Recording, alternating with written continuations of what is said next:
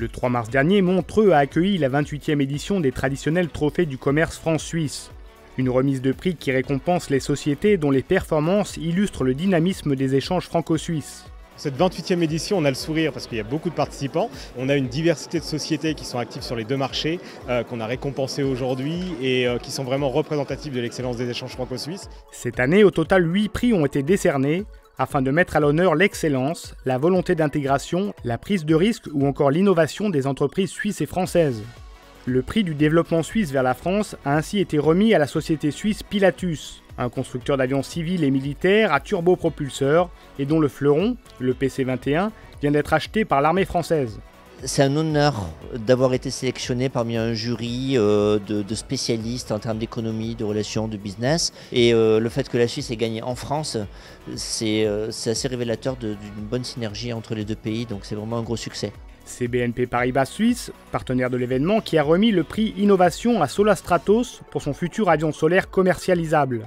Nous, on aime bien être partenaire parce qu'on trouve qu'il faut être dans le mouvement des entreprises qui se transforment. On a un slogan qui s'appelle « La banque d'un monde qui change ». Donc, accompagner nos clients dans leur transformation, dans leur préparation du futur, c'est notre rôle. Le prix développement français vers la Suisse a été remis à La Redoute. L'entreprise française, qui fabrique des articles de décoration et d'ameublement depuis 50 ans, a débuté son développement en Suisse en 1997.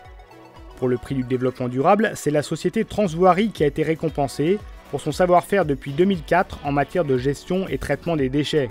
La société française Navia a reçu, elle, le prix Industrie et Technologie. Créée en 2014, l'entreprise développe des véhicules électriques automatisés et sans conducteur. Il y a une vraie excitation autour de ce projet. Donc à Sion, aujourd'hui, nous avons 2 véhicules. Nous avons signé et alors annoncé bientôt donc, un autre véhicule sur la ville de Fribourg. La Suisse là-dessus est très green. Dans la catégorie tradition et savoir-faire, c'est le lycée français de Zurich qui a été honoré. Le prix VIE a lui été décerné à Fréquin Suisse pour son action dans le volontariat international. Enfin, le prix spécial du jury est allé au laboratoire Watchfrog, une start-up française qui propose des tests et des solutions de biosurveillance de l'eau. Le laboratoire Watchfrog travaille en Suisse depuis peu. Grâce à ce prix, eh bien, le laboratoire Watchfrog va pouvoir faire savoir que cette démonstration existe et qu'elle est couronnée de succès. Après la cérémonie, les participants ont pu assister à un déjeuner-débat autour de l'intervention de Monica Ruhl, présidente de la direction d'économie suisse, sur le thème « La France, un véritable partenaire pour la Suisse ».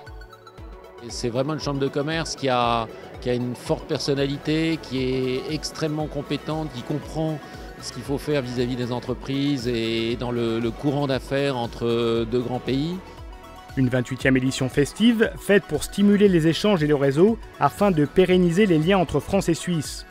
Des valeurs et une recette sur laquelle la CCI France-Suisse a bâti son succès. Alors rendez-vous l'année prochaine.